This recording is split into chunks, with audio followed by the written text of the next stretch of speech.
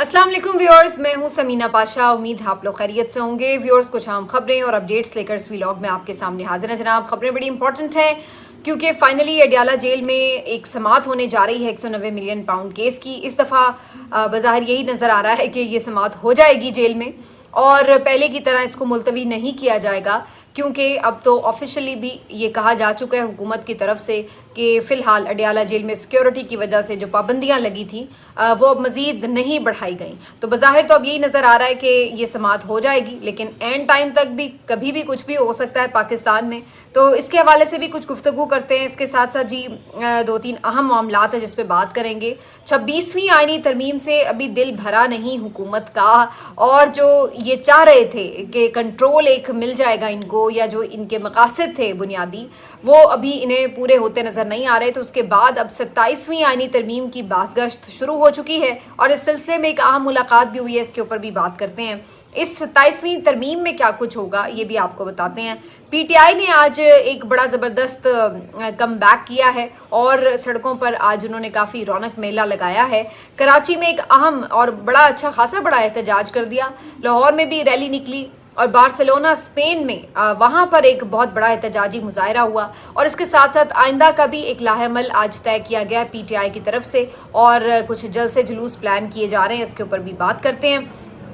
और फिर थोड़ी और आगे बात को बढ़ाएंगे, जिक्र करेंगे कुछ अहम मामलात का। अभी तक कुछ लोग लापता हैं जिनके ऊपर उस तरह से आवाज़ नहीं उठाई जा रही, इसकी क्या वजह है ये भी डिस्कशन में लेके आएंगे। तो आपसे रिक्वेस्ट है कि चैनल को सब्सक्राइब कर लें अगर अभी तक सब्सक्राइब नहीं किया।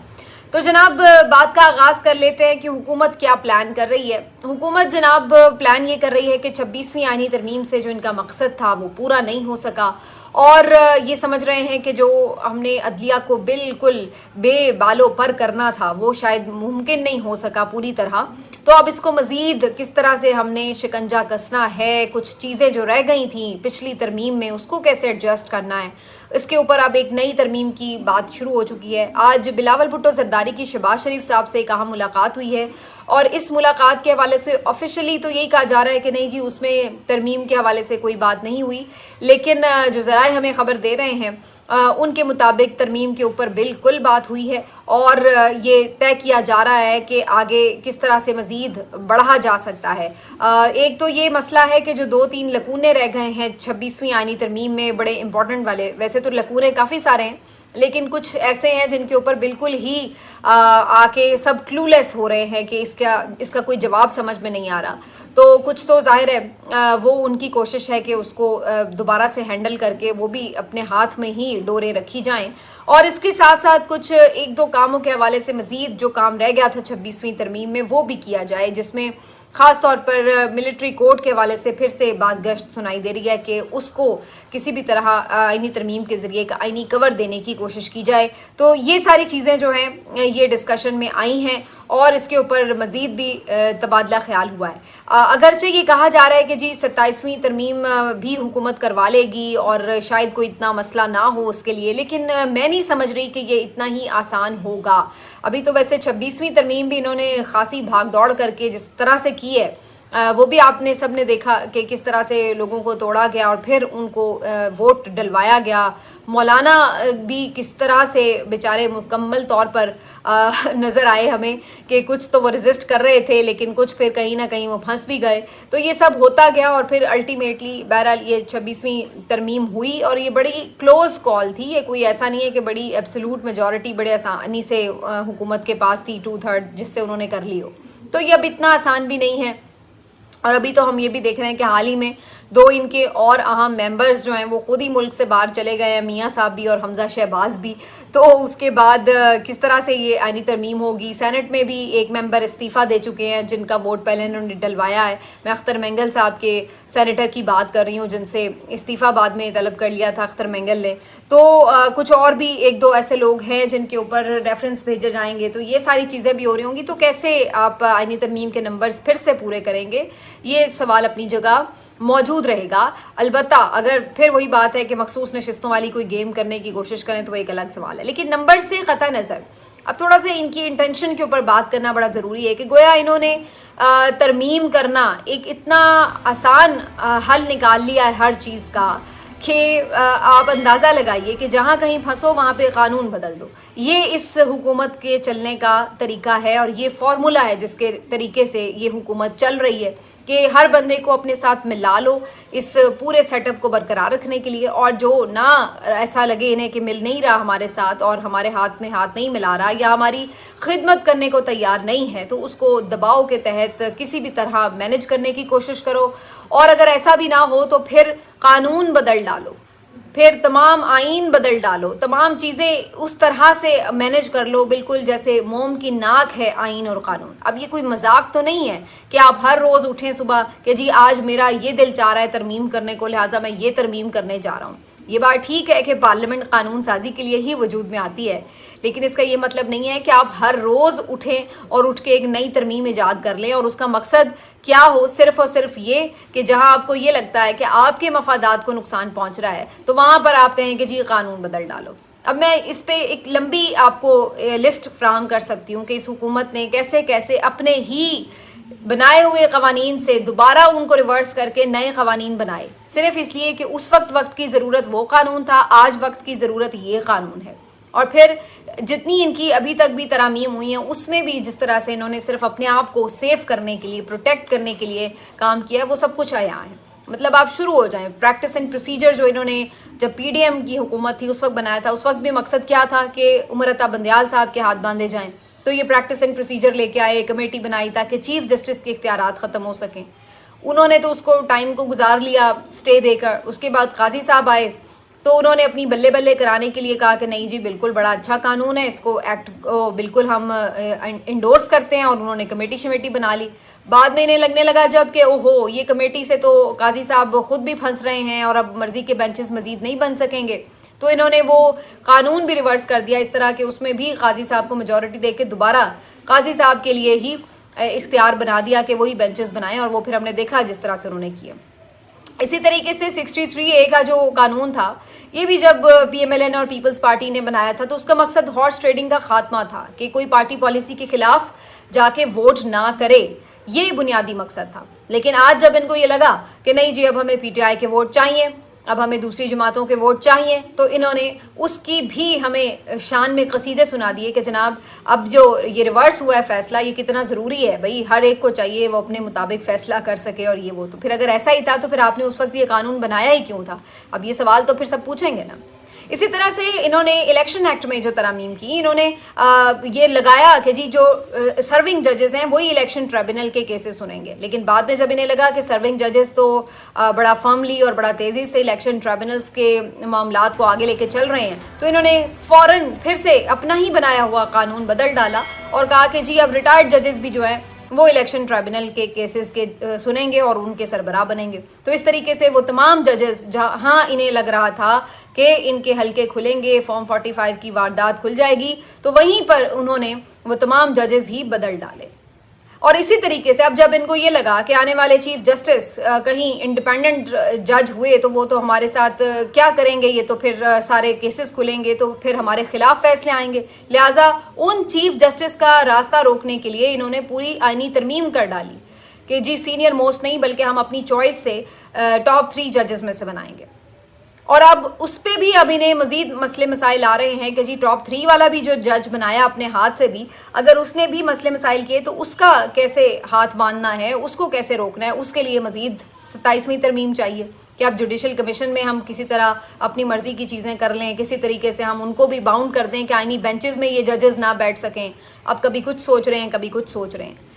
تو یہ ساری چیزیں بیسکلی یہ بتاتی ہیں کہ یہ لوگ کتنے بدنیت ہیں, اور یہ صرف اور صرف جتنی ترامیم کرتے پھر رہے ہیں ان کا مقصد کیا ہے کہ اپنے آپ کو پروٹیکٹ کرنا اور بدنیتی پر مبنی. اسی لیے تو اپنی ہی ترمیمیں ان کو جو ہیں وہ بار بار ریورس کرنی پڑ رہی ہیں, کیونکہ جب حالات اس طرح سے ان کے قابو نہیں آتے تو کسی دوسری طرح سے کرتے. تو آئین اور قانون کا مطلب یہ نہیں ہوتا کہ ہر روز اٹھ کے آپ نے اس کو تبدیل کرنا ہے. تو کہیں صدیوں میں جا کے سالوں میں جا کے کہیں آپ کو محسوس ہوتا ہے کہ یار یہ چیز کچھ پرابلم آ رہی ہے کیونکہ حالات اب چینج ہو چکے ہیں, دنیا آگے نکل چکی ہے, تو چلو جی اس میں یہ ترمیم کر لیں. ورنہ لوگ جو بنائے ہوئے لاز ہوتے ہیں ان کو بڑا مانتے ہیں اور انہی کے مطابق اپنی گیم چلتے ہیں. یہ نہیں ہے کہ گیم اپنی چلنی ہے لہٰذا اپنے سارے لاز بدل ڈالو. یہ بالکل اسی طرح ہی ہے کہ مجھے لگے کہ جی اب میں چونکہ کرکٹ میں जीत नहीं सकता, मेरे जो प्लेयर्स हैं वो उस तरह के नहीं हैं कि वो मुझे मैच जितवा सकें, तो मैं क्रिकेट के सारे कानून ही हर रोज़ बदल डालूं। आज मैं मैच खेलने जा रहा हूं, आज मुझे लगे कि जी मेरे जो बॉलर्स हैं वो तगड़े हैं, तो मैं कहूं कि जी बस आज के बाद तो क्रिकेट में बैटिंग के जो बैट्समैन हैं वो तो सिर्फ 2 ही खेला करेंगे, सारे तो बॉलर्स ही हुआ करेंगे। तो कोई भी मैं अपनी बना लूं कि जनाब मेरे लिए जो सहूलत है मैं उसी तरह का कानून बना लूं और फिर मैं मैच में उतरूं, तो ऐसा तो नहीं होता। ये कोई मजाक की बात तो नहीं है, लेकिन इन्होंने आइन और कानून को मजाक ही बना लिया है। अब ये जो आगे मिलिट्री कोर्ट्स है उसका भी मकसद यही बजाय नजर आता है कि जी किसी तरह इमरान खान साहब के केसेस उस तरफ डलवाए जाएं, या जो 9 मई के केसेस हैं उनको उस तरफ ले जाया जाए। अब ये सारी चीज़ों में ये कितने कामयाब होते हैं नहीं, ये बात की बात है। मौलाना इसके ऊपर अपना एक उसूली मौक़िफ़ रखते हैं कि जी मिलिट्री कोर्ट्स की कोई गुंजाइश नहीं है, लेकिन क्या इस दफ़ा ये मौलाना को दबाने में कामयाब हो जाएंगे या नहीं, या फिर मज़ीद लोग ही तोड़ने की कोशिश करेंगे। तो ये सारी चीज़ें भी अपनी जगह अब देखने वाली हैं कि इतना आसान नहीं होगा नई तरमीम लाना। तो फिलहाल तो इनको ये नज़र आ रहा है कि अब जुडिशरी में भी जो चेंजेस आई हैं वो आ चुकी हैं, अब देखना होगा वो भी कैसे रेजिस्ट करते हैं इन तमाम मामलात के ऊपर। तो ये भी सारी चीज़ें हैं। बहरहाल इन तमाम बातों से आगे बढ़ते हुए बात करते हैं थोड़ी कि पीटीआई भी अब कुछ अपना मोमेंटम बनाने की कोशिश कर रही है। मैं याद दिला दूं कि एक बड़ी अहम मुलाकात सलमान अकरम राजा साहब की इमरान खान साहब से हुई, जिसमें इमरान खान साहब ने बड़ी इंपॉर्टेंट उनको कुछ गाइडलाइंस दी हैं, कुछ चीज़ें डिस्कस की हैं, जिसके बाद हमें ये नज़र आ रहा है कि पीटीआई ने कुछ अहम इजलास में फ़ैसले भी किए हैं। और अब कुछ ज़राए से अभी ऑफिशियली इन्होंने अनाउंस करना है, लेकिन कुछ ज़राए से ये खबरें आ रही हैं कि इन्होंने एहतजाज का फ़ैसला किया है। 1 नवंबर को ये पेशावर में एक बड़ा जलसा करेंगे, उसके बाद इसी तरह 8 या 9 नवंबर को इनका प्लान है क्वेटा में जलसा करने का, और फिर कराची में भी जलसे करेंगे। तो ये दोबारा से मुख्तलिफ शहरों में जलसे करेंगे, वहाँ पे लोगों को मोबिलाइज करेंगे, और फिर उसके बाद इनका कहना है कि एक फ़ाइनल कॉल होगी जो ख़ुद इमरान खान साहब की तरफ से दी जाएगी, और वो एक बड़ी कॉल होगी जिसमें पूरे मुल्क से लोग शिरकत करेंगे। लेकिन अगेन बिल्कुल पेशावर, कोयटा, कराची जलसे हों। कराची का जलसा बड़ा इंपॉर्टेंट होगा अगर ये करते हैं इस दफ़ा, लेकिन अगेन पंजाब में अगर आप जलसे नहीं करेंगे तो फिर वो जो एक जमूद है उसका टूटना मुश्किल होगा, क्योंकि असल चैलेंज आपको यहीं से मिल रहा है। यहाँ पर आप उस तरह मुतहरिक होकर रोड पर नहीं आ पा रहे जिस तरह आप आना चाहते हैं, तो यहाँ से आपको असल चैलेंज मिलेगा। लेकिन बहरहाल पेशावर, कराची या कहीं पे आप और जगहों पे भी जलसे करते हैं तो ज़ाहिर है एक एक्टिविटी तो आपकी जनरेट बहरहाल होती है कि कुछ ना कुछ हो रहा है। इसके बाद जो एक आज इन्होंने एहतजाज किया कराची में प्रेस क्लब के बाहर इमरान खान साहब की रिहाई के हवाले से, 1-2 चीज़ें और इसमें शामिल थी। तो ये अच्छा खासा एक बड़ा एहतजाज हो गया। हालांकि इसकी मैंने कुछ कैंपेन थोड़ी बहुत देखी तो मुझे लगा कि जैसे एक नॉर्मल सी कोई एक्टिविटी है, लेकिन आज जब मैंने उसका फुटेज देखी, उसके विजुअल्स देखे, तो वो अच्छी खासी तादाद में लोग वहाँ पर मौजूद थे। और मैं हमेशा ये बात कहती हूँ कि कराची में हालांकि उस तरह से जो मेन लीडरशिप है, जो सेंट्रल लीडरशिप है, उसका फोकस नहीं होता। आप हार्डली देखेंगे कि बैरिस्टर गौहर या सलमान अकरम राजा या कोई और वहाँ पर जा रहे हैं, या इवन जब इमरान खान साहब खुद भी बाहर थे तो वो भी बहुत ऑफन वहाँ पर नहीं जा पाते थे। लेकिन इसके बावजूद कराची की जो सपोर्ट है पीटीआई के लिए और जो उनका एक वहाँ पे वोट बैंक है वो इंटैक्ट है, और वो इस दफ़ा भी हमें इन इंतखाबात में भी नज़र आया। तो ये जो एक चीज़ है ये बहरहाल हमें कराची से एक नज़र आ रही है, और अगर कराची में एक अच्छा बड़ा जलसा करने में कामयाब होते हैं तो बहरहाल उसका भी एक इम्पैक्ट होगा, क्योंकि बहरहाल कराची में भी पीटीआई की हुकूमत तो नहीं है, वहाँ पे ज़ाहिर है पीपल्स पार्टी की हुकूमत है।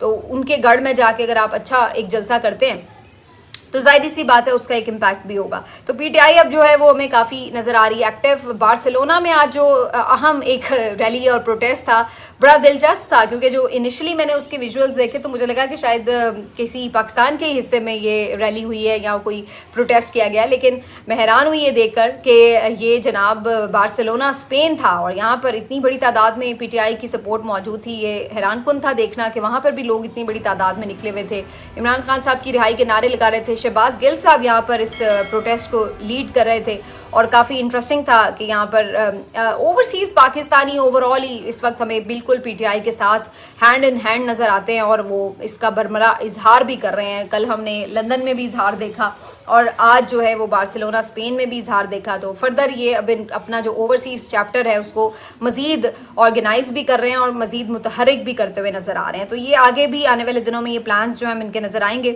اور اس کے ساتھ ساتھ ان تمام ایشوز کے اوپر جو ایک کانٹروورسی چل رہی ہے اس کے اوپر اہم سٹیٹمنٹس جو ہیں وہ خان صاحب کی طرف سے آ سکتی ہیں آج، اس لیے کہ آج اڈیالہ میں بظاہر سماعت فکس ہے عمران خان صاحب کے کیس 190 ملین پاؤنڈ کی، اور یہ 2-3 مرتبہ کیس فکس ہوا، لیکن آپ کو پتہ ہے کہ یہ ملتوی ہو گیا کیونکہ پابندی تھی بالکل جی جیل میں داخلے کے اوپر.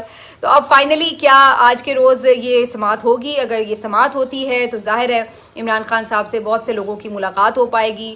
اگرچہ کوشش ان کی ہوگی کہ جو میڈیا کے لوگ ہیں وہ اندر نہ جا پائیں، رپورٹرز اندر نہ جا پائیں، لیکن آپ کو پتہ ہے خبر تو نکل ہی آتی ہے کہیں نہ کہیں سے.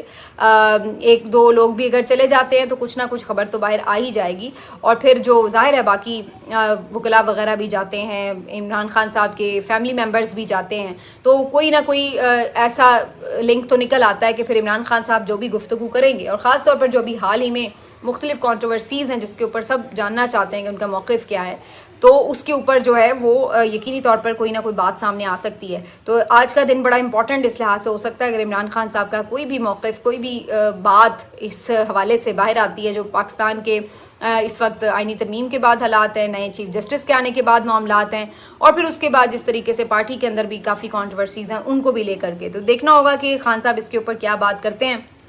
یہ ایک امپورٹنٹ دن ثابت ہو سکتا ہے. اور اسی طرح لاسٹلی میں بات کرتی ہوں جی انتظار پنجوتا صاحب کی. انتظار پنجوتا صاحب بھی عمران خان صاحب کے لائر اور فوکل پرسن ملاقاتوں کے حوالے سے، اور 18-20 دن ہو رہے ہیں وہ خود لاپتہ ہیں، ان کا کچھ پتہ نہیں ہے. اور بدقسمتی سے ان کا جو کیس ہے وہ چیف جسٹس اسلام آباد ہائی کورٹ عامر فاروق صاحب کی عدالت میں لگا پڑا ہے، اور وہاں پر جب کیس لگ جائے تو آپ سمجھ لیجئے کہ اس کیس کا کچھ نہیں نکلنا ہوتا، کیونکہ وہ جس طرح سے کیس چلاتے ہیں سلام ہے ان کو، مطلب اس سے زیادہ کیس جو ہے وہ خراب ہو نہیں سکتا جس طرح سے وہ کیس چلاتے ہیں. تو جب ان کی عدالت میں ہی کیس گیا تھا تو پتہ لگ جاتا ہے کہ بھئی اب اس کیس کا کوئی فیوچر نہیں ہے. اگر کسی بہتر جج کے پاس کیس جاتا تو یقینی طور پر ان کی کچھ نہ کچھ دباؤ سے یہ بات سامنے آتی ہے کہ مختلف جو لاپتہ لوگ ہیں وہ پھر گھروں کو لوٹ آئے ہیں جب بھی عدالتوں نے صحیح طور پر کھڑے ہو کر دباؤ ڈالا ہے. تو بہرحال عامر فاروق صاحب سے تو ہم اس طرح کی ایکسپیکٹیشن ہی نہیں رکھتے. یہی وجہ ہے کہ انتظار پنجوتا صاحب جو ہیں وہ آج بھی لاپتہ ہیں. انتظار پنجوتا صاحب کے حوالے سے جو ایک عجیب و غریب بات ہے وہ یہ کہ وکلا کمیونٹی بالکل سائلنس ہے، کوئی ان کے سائلنٹ ہے، بالکل ان کی طرف سے کوئی رسپانس نہیں آ رہا. ورنہ ہم مجھے یاد ہے ایک دور میں کہا کرتے تھے وکلا گردی کا لفظ یوز کیا کرتے تھے کہ بھائی ان کی تو کمیونٹی میں کسی کو آپ جائز بات پہ بھی کچھ کہہ دو تو یہ تو دوڑتے ہیں آپ کے اوپر. لیکن آج یہ صورتحال ہے کہ ان کے وکلا کمیونٹی کے اوپر ناجائز انسداد دہشت گردی عدالتوں میں مقدمات بھی ہوئے ہیں، ان کے اوپر جو ہیں چھاپے بھی پڑے ہیں، گرفتاریاں بھی ہوئی ہیں، اور اس کے بعد اب یہ حد ہے کہ ایک وکیل ہی لاپتہ ہو جائے. لیکن اس کے باوجود کسی کے کان پر جوں تک نہیں رینگ رہی. کوئی آپ نہیں دیکھ رہے کہ وکلا کی طرف سے ہارڈ سٹانس سامنے آئے، کوئی پروٹیسٹ ہو، کوئی ڈیمانڈ ہو. حالانکہ حیران کن طور پر ابھی ان کے الیکشنز بھی ہونے جا رہے ہیں، اور جب ان کی وکلا باڈیز کے الیکشن ہوتے ہیں تو یہ پھر ہر ایشو کے اوپر کھل کے اپنے موقف دے رہے ہوتے ہیں، کیونکہ سیاست بھی ہوتی ہے ان کی انوالو اس میں. تو یہ پھر بہت زیادہ اس میں پھر ہارڈ سٹانس لے رہے ہوتے ہیں اور پھر بات کر رہے ہوتے ہیں. لیکن حیرت انگیز طور پر انتظار پنجوتا کے معاملے میں بالکل ایک مجرمانہ خاموشی ہے. اسی طرح صحافیوں کی طرف سے بھی اس طرح کوئی آواز نہیں اٹھائی جا رہی. پی ٹی آئی کے بھی لوگوں نے آواز کچھ جگہوں پہ اٹھائی ضرور ہے. عمر ایوب صاحب نے، وزیر اعلیٰ گنڈا پور نے اسمبلی میں بات کی دونوں جگہ پر. سلمان اکرم راجہ صاحب نے بھی اس کے اوپر ذکر کیا ہے اپنی پریس کانفرنس میں بھی، اور اس کے بعد بھی ان کے ٹویٹس وغیرہ آئے ہیں. لیکن ایک وہ چیز ہوتی ہے کہ آپ ہر موقع کے اوپر اس چیز کا ذکر کریں تو اس طرح سے اتنی شد و مد جو ہے وہ نظر نہیں آ رہی. اس میں اب وہ کچھ ظاہر اور بھی کافی معاملات ایک ساتھ چل رہے ہیں تو شاید اس کی ایک وجہ یہ بھی ہو. لیکن بہرحال قصہ مختصر یہ کہ انتظار پنجوتا صاحب کا انتظار جو ہے وہ لمبا ہی ہو گیا ہے اور ابھی تک بھی ان کے حوالے سے کوئی خبر نہیں آ رہی. میجر جو رسپانسبلٹی ہے وہ یقینی طور پر عدالتوں پہ آتی ہے کہ ان کے ہوتے ہوئے اگر اسی طرح سے یہ چلنا ہے تو پھر کیا ہوگا. اور یہ اب نئے جو چیف جسٹس آئے ہیں میرا خیال ہے یہ ان کے لیے بھی ایک چیلنج ہے کہ جو تباہی کر کے گئے ہیں قاضی فائز عیسیٰ صاحب، اور جس انداز سے انہوں نے اتنی بنیادی انسانی حقوق کی پامالیوں کو ایک نارمل بنا دیا ہے ہمارے ملک میں، کہ اس کے بعد اب اس طرح سے لوگ اس چیز پہ پریشان ہونا بھی چھوڑ گئے. اب یہاں تک مطلب ہم آ چکے ہیں, اس نہج پر حالات پہنچ چکے ہیں. تو یہ ان کے لیے بھی ایک چیلنج ہے کہ وہ کیسے اب ان تمام چیزوں سے نمٹتے ہیں. کیا ان کے دور میں کم از کم یہ لوگوں کا لاپتہ ہونا یہ بند ہوگا یا نہیں ہوگا, یہ لوگ جو اس طرح سے اٹھائے جاتے ہیں, یہ جو جعلی مقدمات بنتے ہیں, ان کے اوپر بھی یہ چیزیں ختم ہوں گی یا نہیں ہوں گی, یا پھر یہ اب ایک نیو نارمل بن چکا ہے کہ اس کے اوپر جو ہے وہ سب خاموش رہیں. تو یہ میرا خیال ہے ایک اگر چیف جسٹس کی حیثیت سے وہ ان چیزوں کے اوپر کچھ اہم سٹیپس لینے میں کامیاب ہوتے ہیں تو یہ بہت بڑا ایک ریلیف ہوگا اور یہ بہت بڑی کامیابی ہوگی ان کی اگر وہ اس طرح کی چیزوں کے اوپر کوئی آواز اٹھا پاتے ہیں. لیکن کرنے کے کام بہت ہیں, وقت کم ہے, دیکھتے آنے والے دنوں میں کیا ہوتا ہے. ملتے ہیں آپ سے اگلے ویلاگ میں, اپنا خیال رکھیے, اللہ حافظ.